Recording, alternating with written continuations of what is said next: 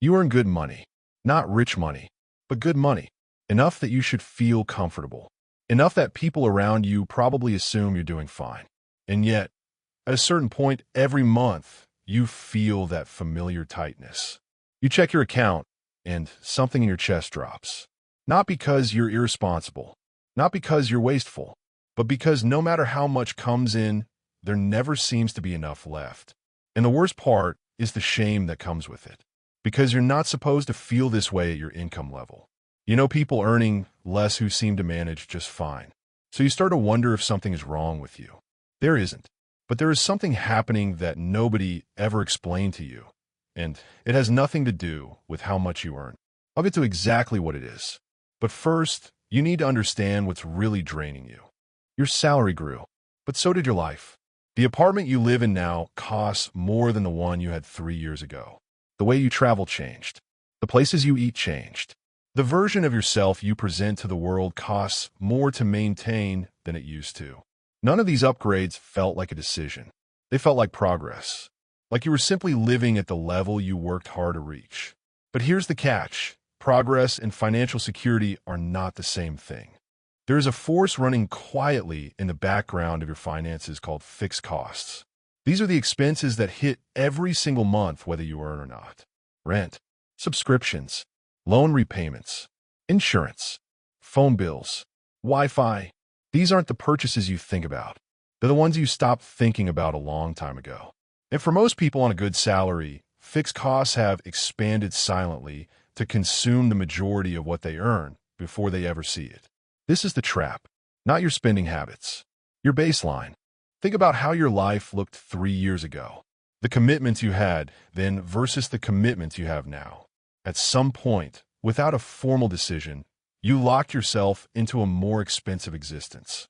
The car payment, the upgraded phone plan, the gym you barely use, the streaming services that multiply like weeds.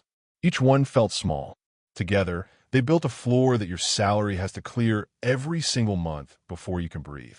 And the higher your salary, the higher that floor tends to be. This is where things get dangerous.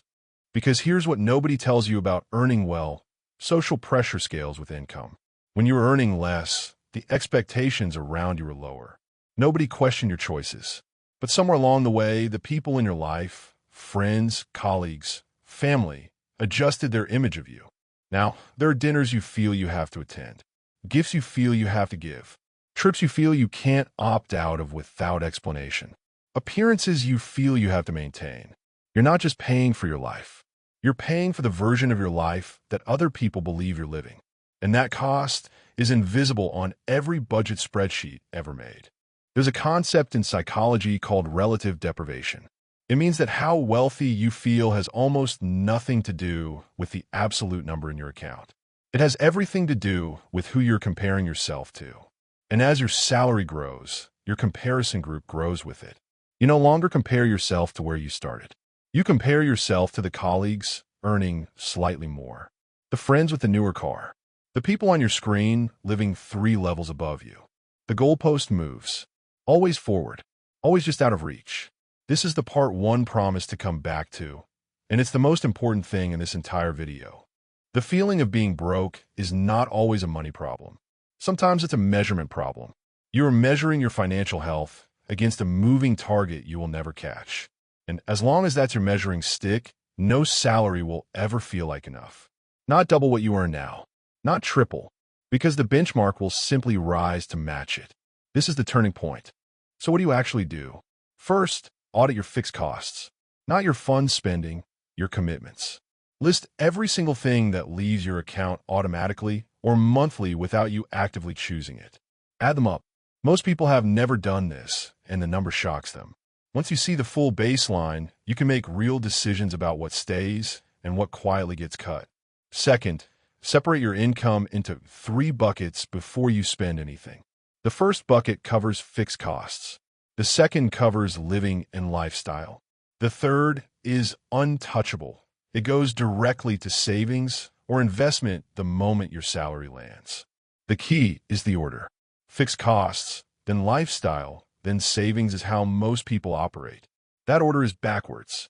Savings comes second. Lifestyle adjusts to whatever is left. Third, define your own benchmark. Not your colleague's lifestyle. Not the internet's version of success. What does financial comfort actually look like for you? Specifically, practically, in numbers you can write down. Because chasing a feeling is endless. Chasing a number has a finish line. The tightness you feel every month is not proof that you don't earn enough. It's proof that nobody ever taught you how to build a life that fits inside your income, instead of an income that endlessly chases your life. If this video made something click for you, share it with someone who needs to hear it. And if you want more of this, real, honest conversations about money that nobody else is having, subscribe. New videos drop regularly, and every single one is built to help you think differently about your financial life. This is Sticky Finance, and we'll see you in the next one.